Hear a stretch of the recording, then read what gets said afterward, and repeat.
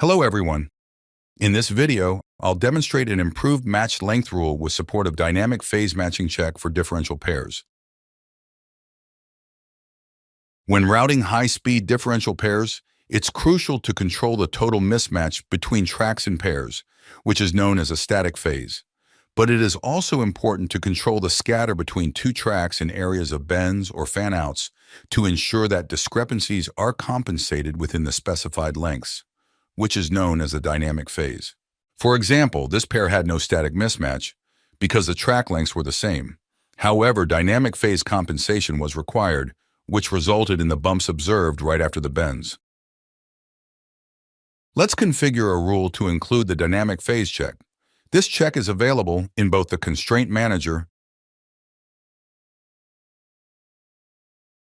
and the Default Rules Editor.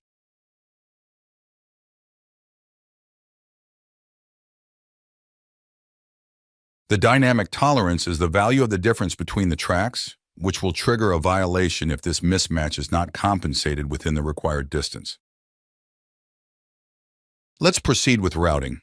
The path of the pair is arranged so that the resulting length of the tracks will be equal. But due to the bends and the long distance between them, the path tracks will require dynamic phase compensation.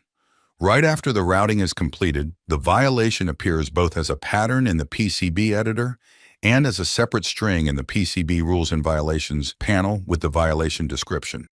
The violation can be resolved in one of two ways. The first option is to use manual interactive tuning tools. The second option is to apply an automatic tuning mechanism, which now supports static and dynamic phase matching.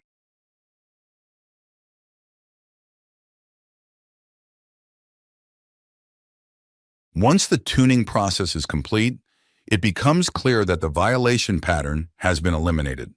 The tracks are matched, and an additional design rule check shows no violation. The differential pair is routed correctly and is able to produce the desired high-speed performance.